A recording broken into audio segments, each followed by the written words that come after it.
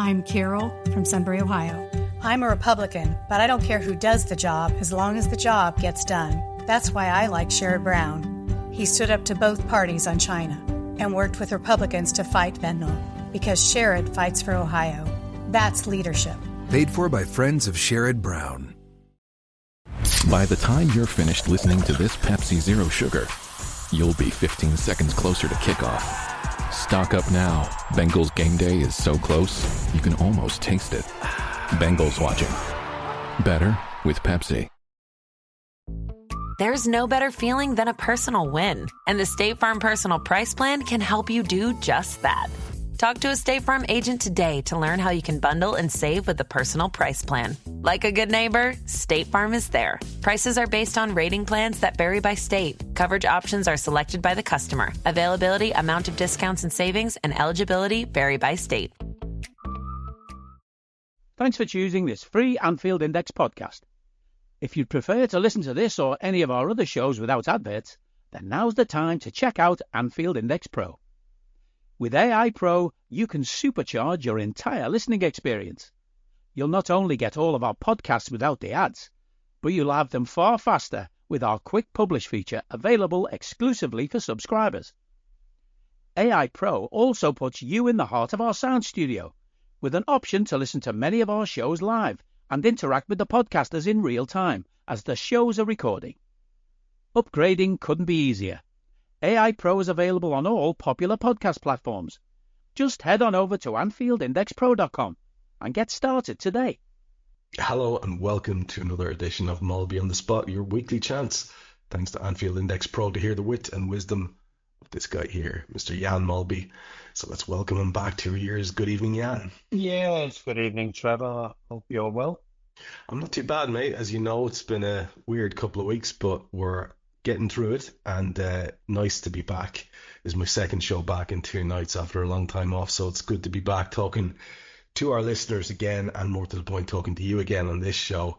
It's not like we don't have a whole pile of stuff that we can dive into.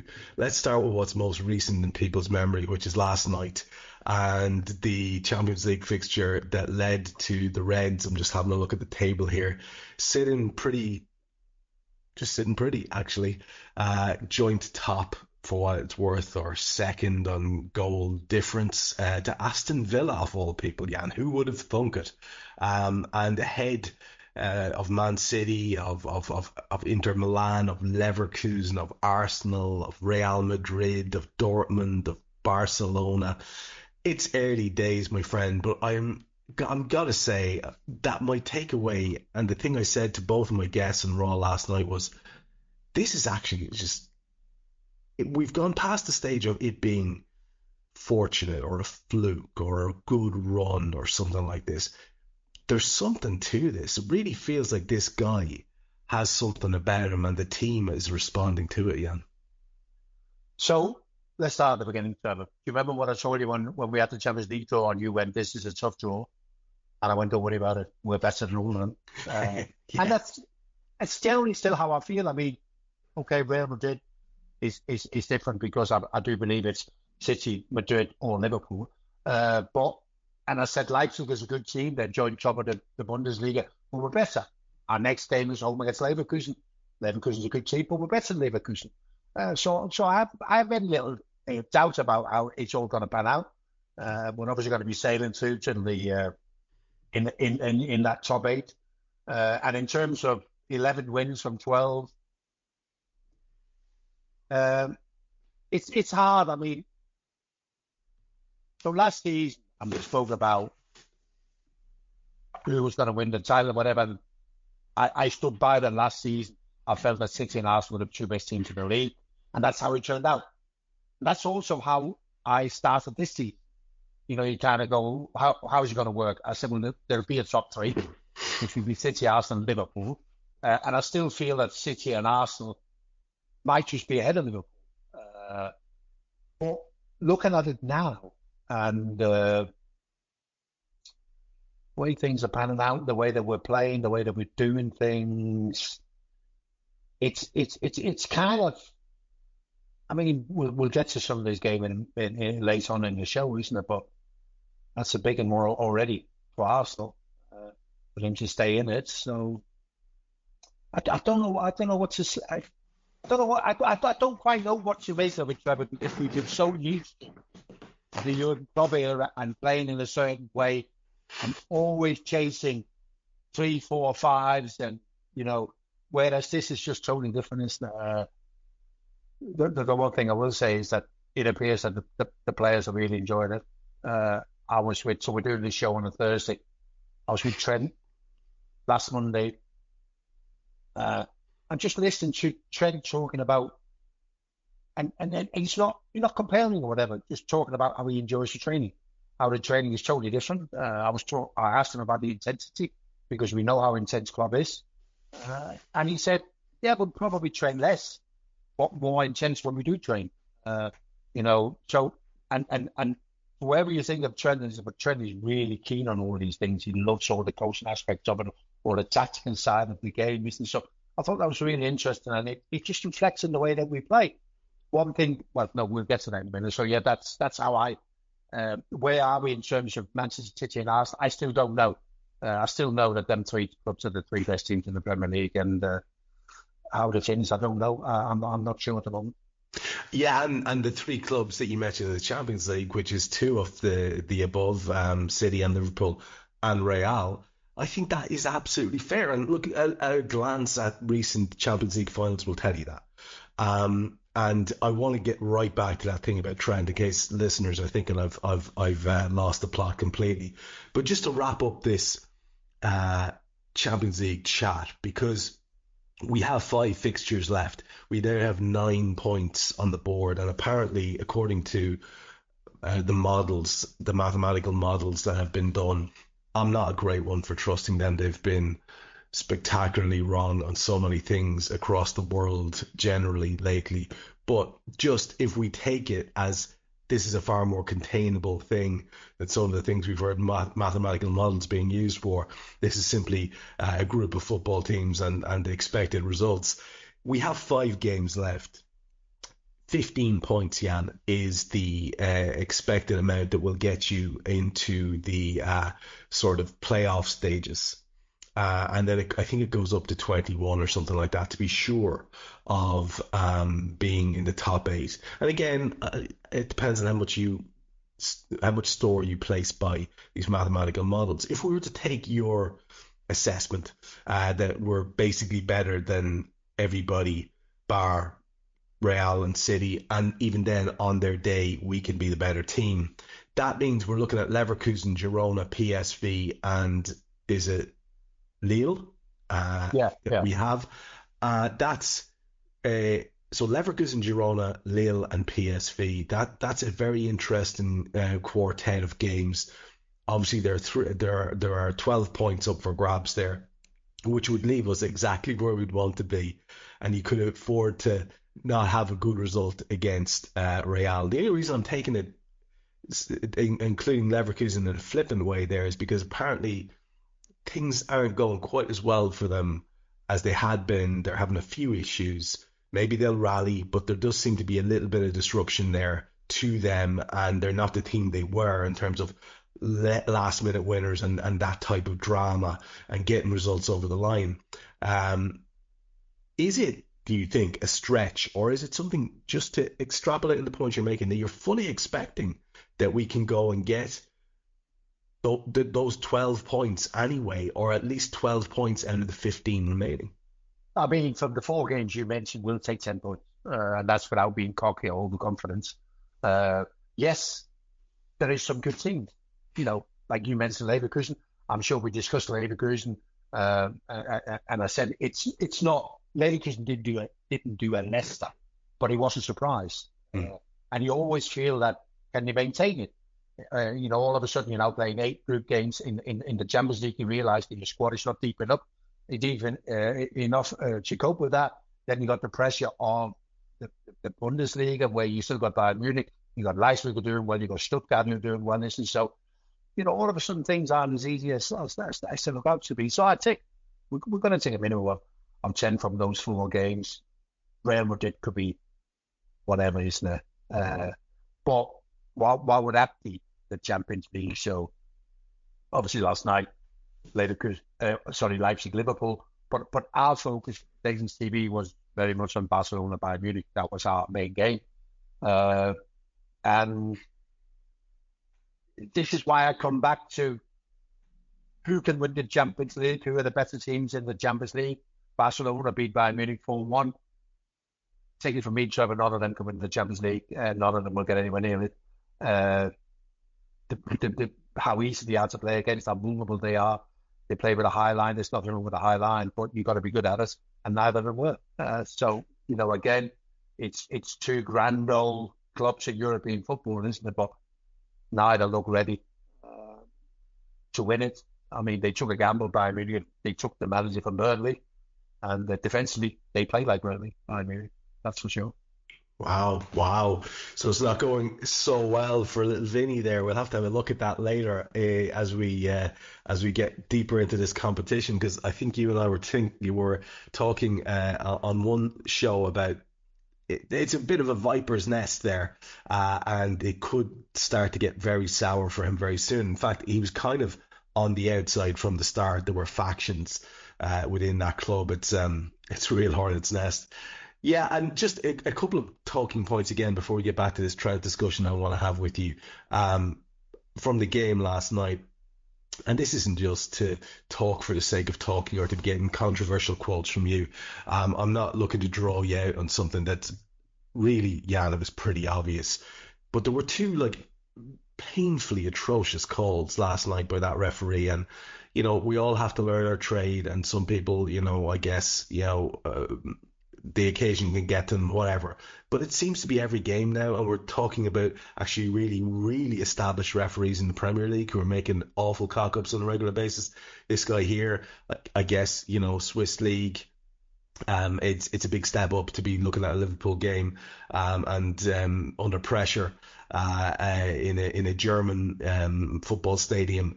But my God, how does he give that call against McAllister for a dive? How is that penalty not given? And have you any insight? Because we were just absolutely baffled last night on how VAR then don't simply overturn it, because surely it's not this clear and obvious nonsense again. Did you guys get any insight into that when you were maybe talking about it amongst yourselves afterwards, or was there any call you heard in it since today? No, we heard nothing, and obviously it was a talking point in terms of the yellow card for McAllister. There's not a lot VAR can do. They can't intervene in situations like that. And obviously, look, the blatant penalty. I heard some people suggest that, they didn't feel that he had the ball under control with Downey, because maybe his last touch was a little bit. But I've never been convinced, Trevor, that the position of the ball has anything to do with whether it's a foul or not. He's gone past the defender, and the defender's brought him down. And we will hear nothing. In terms of how VAR works in UEFA matches, is that we get very little. It's very bang, this is what it is. So we get no explanation. It won't be a whole Howard Webb scenario where he will be telling you or even texting you during matches and what else is. And so I guess it's one of those that people will be speculating, one or two people might even be guessing, but I guess we're going to get nothing. And in the end, you look back and you go, well, okay, no, at least it didn't cost. But yeah, it was a couple of poor decisions. I guess my thing is, whatever about the penalty, when the result was in the bag, you don't mind. But that yellow card against McAllister could end up costing us in a considerable way. Just to tease out the issue around the penalty, we spoke about this last night in the show, and I found myself getting exasperated even speaking about it, because I think you're so right about the ball position. What possible relevance does it have? Look, say those two guys are in the middle of the field and one lad has booted the ball away and the other lad comes up and does that to him. It's a free kick. The ball position's irrelevant because there's contact and it's deliberate. It's a foul. You can't do that. So the people who are trying to argue that Wood Nunes have got to the ball, I do not understand that when you've got such blatant contact. It doesn't make any sense to me. Is that where you land on it, or can you see anything in the rule at all? No, but that's what I land on, Trevor. And the reason I say is that because you see penalties given for this thing where the attacker just nips in front of the defender, and the defender's gone to clear the ball, and instead of the ball being there, there's a defender. All that the attacker's done is poke the ball away. He's never going to get the next touch of that ball, but it's still a penalty, isn't it? So that's what draws me back to last night. It doesn't really matter. He's poked the ball past the defender. The defender's took him down. It should be a penalty. Bizarre, really is bizarre. And normally, I have to be honest, Trevor, normally Champions League referees or whatever, there's relatively little controversy on generally. They get away with it well. VAR works relatively well, but yesterday was just a little reminder that it's still being handled by humans, and from time to time there will be errors. Yeah, for sure. I wanted to ask you about what context you were chatting to Trent in. Was it part of an interview situation or a group interview situation, or what was that? Yeah, so I went to do an interview with Trent. We thought it'd be quite interesting. And just had a little chat. Basically about, and it wasn't a case of comparing. It was just trying to get a little bit of where we at now.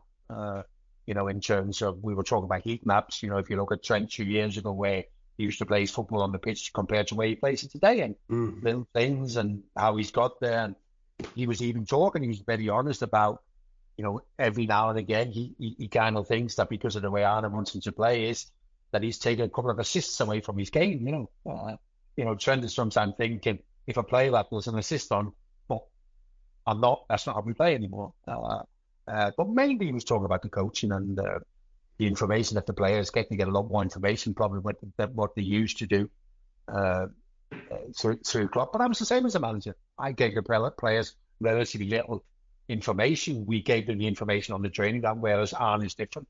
There's their own meetings. But it sounded, you could sense it in Trent's eyes. And when he was talking about the training session, he was really going, yeah, I'm really enjoying these high-intensity training sessions in small areas with loads of ball contact, loads of creating angles and playing to the back foot and all of these things. So it's really, it was really good. Absolutely. Really good. I always enjoy his company. I think, for whatever you think of Trent, he loves the game. He loves that, he loves to learn about the game or whatever. So, I guess, and we didn't speak about that, I guess the only thing that's wrong at the moment for Trent is probably that he keeps getting taken off, doesn't he? I can imagine he might not be good.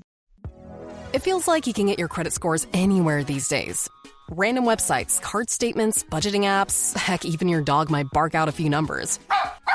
It's true. Credit Karma isn't the only place you can find them. But we actually do more with your scores to help you find your next financial opportunity. Like a more rewarding credit card, a game plan that helps you pay down debt faster, or a personal loan to help you save more on interest payments each month. Cha-ching! The possibilities are kinda endless. Download Intuit Credit Karma today to get started. This episode is brought to you by CarMax. Boldly searching for your next used vehicle? With CarMax, you don't have to settle on anything when it comes to your ride. Instead, steer clear of the ordinary and buy the car that's right for you. Because CarMax makes it easy to stop settling and find a car you'll love today. Start shopping now at CarMax.com. CarMax, the way car buying should be. Feel your max with Brooks Running and the all-new Ghost Max 2. They're the shoes you deserve, designed to streamline your stride and help protect your body. Treat yourself to feel-good landings on an ultra-high stack of super comfy nitrogen-infused cushion that takes the edge off every step, every day. The Brooks Ghost Max 2. Technically, they're a form of self-care. Brooks, let's run there. Head to brooksrunning.com to learn more. I don't need a VPN. I've got nothing to hide. This is what I used to tell myself before I hooked up with LibertyShield.com. Not only is my home internet now fully encrypted, but I can now access all the websites I want, whenever I want, and do so from absolutely anywhere. As a Liverpool fan, I love to know I can now watch every match, regardless of whether it's on UK TV or not. My Liberty Shield VPN makes sure nothing is blocked and guarantees me super fast streaming speed throughout that match. You can get connected right now with their software package, which includes a 48-hour no-obligation free trial and instant access to their apps for Apple, Android, Fire TV, PC, Mac, and Android TV. Or go a step further like I have and get one of their pre-configured VPN routers. These small but powerful devices allow you to easily connect every device in your home to VPN, making it the perfect solution for smart TVs, Mac boxes, and games consoles. Visit libertyshield.com today and use coupon code AIVPN25 to get 25% off at checkout. It ties right into one of the things that you're talking about. We mentioned it earlier on. You're right. He seems to be always very upbeat. He was talking about how we have a lot of world-class players, but a new manager, new system. So, of course, he says the outside's looking in, thinking, I don't know, can they challenge Cities and Arsenal? He says, but for us, we were training. We felt good. We got off to a good start. As soon as we came in for the first chat with the manager, he says, it was, we want to win things. It's all very upbeat, and I get that vibe off him as well. But the thing about Trent being subbed, and I think after the initial kind of sulky face incident, it goes right back to what's different between Arne and Jurgen, doesn't it? Because Arne just keeps rolling this team out, he just keeps rolling this team out. And what he does is he makes his substitutions early and often. And guys are just going to have to get used to it. It looks like it's his system. He has his go-to 11.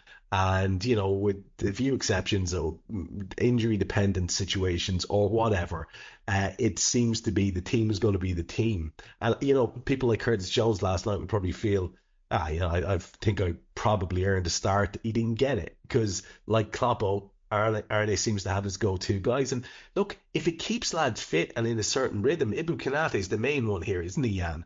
I mean, whatever about Trent having the hump or Mo obviously having the hump coming off, if we can keep Ibou Konate, he is now playing more games sequentially for Liverpool than he ever has. I mean, this is what it's all about. Whatever the training structure is, if it's keeping guys on the pitch, how many times you and I talked about this, and going back to different characters who needed different sort of exceptional training regimes so they could just do their stuff on the pitch. That's what it's all about, man. Yeah, no, I totally agree. And it is the difference, isn't it? On Sunday for the Chelsea game, there was a lot of former Liverpool players there, and one of them I was talking to was Sander Westerveld, who by now a lot of people know he used to play golf for Arne Slot, and they were their old teammates. And we were talking about the rotation, and he said, he will start to rotate now, and I went, I don't think he will. And Sander went, yeah, he will. But he isn't. He's not having it. And just coming back to the Trent thing on Sunday, when we were making substitutes and Joe Gomez was coming on, I think Trent was thinking, well, it's not me because Conor Bradley's not available, so he won't take me off. And then when Trent was a bit, fuck's sake. But then there's obviously a benefit, isn't it? I would like to, whether that's possible or not, isn't it? But, look at the last 15 minutes. We look at a lot of things in it, but look at the last 15 minutes of our games in the 12 games with Arne Slot compared to the club games, isn't it? I mean, yes, there was great excitement with club, but this is just different, isn't it? It is different, and a lot of times I have to say that the common denominator with the last 15 minutes is it's not really comfortable unless we're 2 or 3 up, and it's a little bit annoying at times, and we seem to be inviting teams on, and it's unnecessarily pressured. These are the things that are common to it. But it's because you have upset the team chemistry so much by making so many changes. There's quite often 5 new lads on the pitch by the time the final whistle goes. So, I mean, it's going to be that. And like Arne Slot has said himself, have a look at us in November. We'll be playing a lot better by then. So that's all very exciting to think about. I'm going to go out and assume here, Jan, that you were sort of tipped the wink and said, just don't ask Trent about contracts because we can't tell you anything, or did it come up?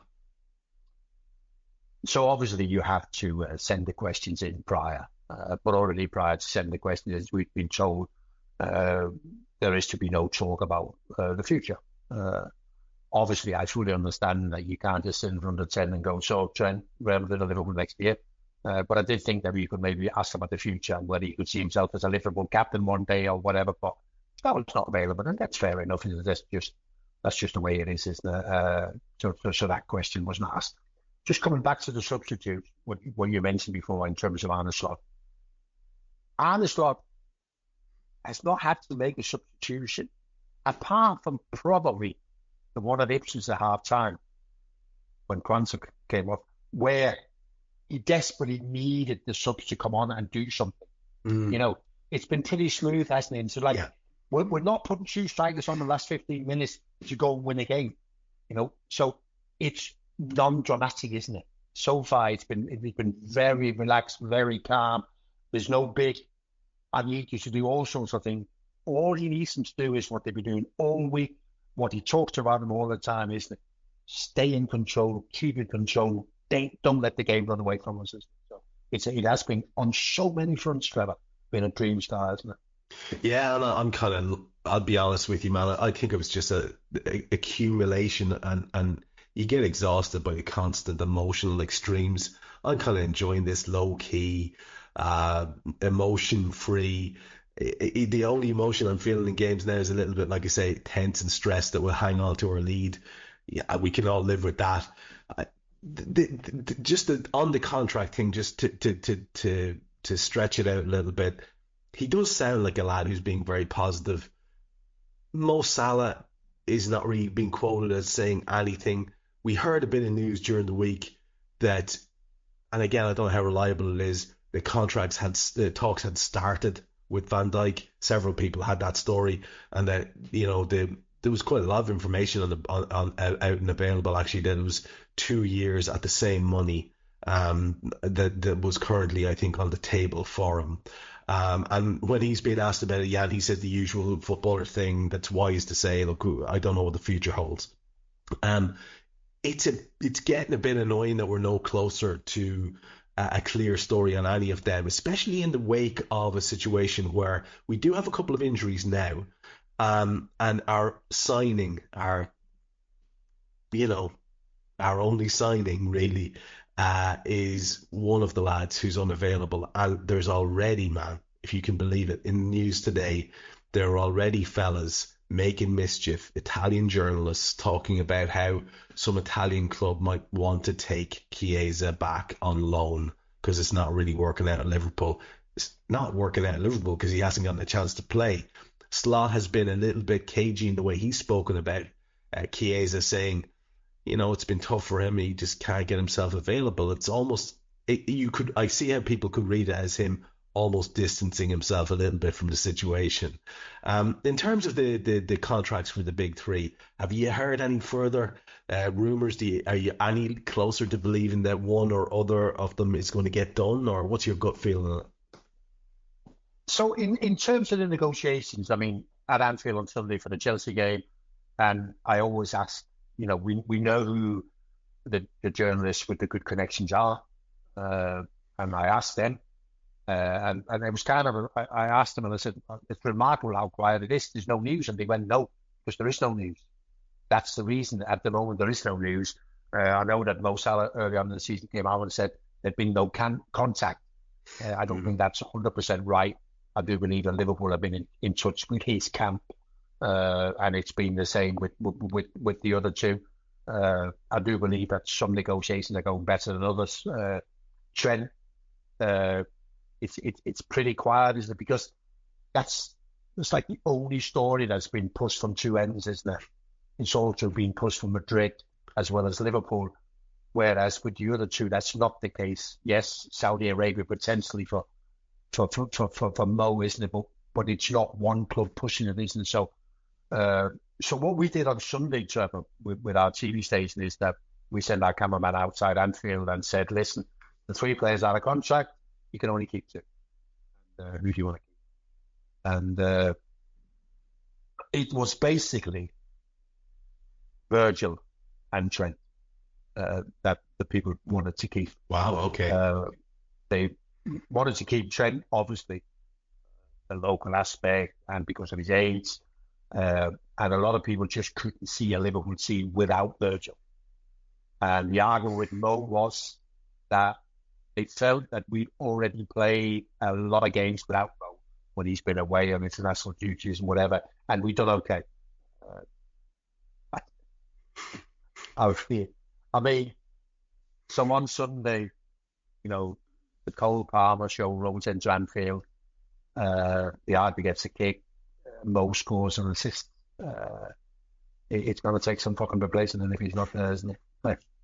I mean, it's the ongoing level. I'm not disrespect is too strong a word, because that Liverpool fans you're talking about there, maybe it's not too strong a word, but it's almost as if we just take this kid for granted, Jan, and he's outrageous, rolling numbers up. He got a goal taken off him by Darwin. I was just going to say, he even scored against Leipzig, didn't he?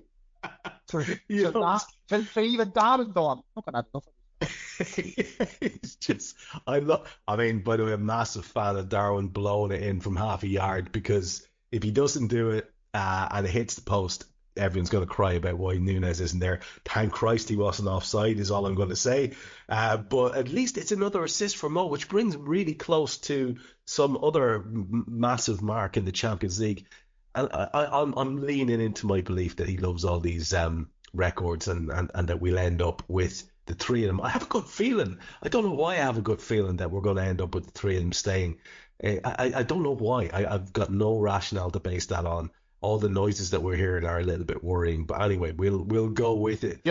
You're basing now on the fact that it's Liverpool Football Club negotiating with them, isn't it? And it doesn't come much bigger. It doesn't. It doesn't. The only one you could say, right? Because I've had this conversation with people. Where does Mo Salah go? Where does he go? Exactly. That's better. And where does Virgil van Dijk go? That's better. I don't get it. And by the way, Van Dijk is playing as well as I've ever seen him at the moment alongside Konate. Those two guys are absolutely outrageously good. Salah's in a great run of form. And Trent is looking like he's really enjoying the system, being very effective for us in a different way.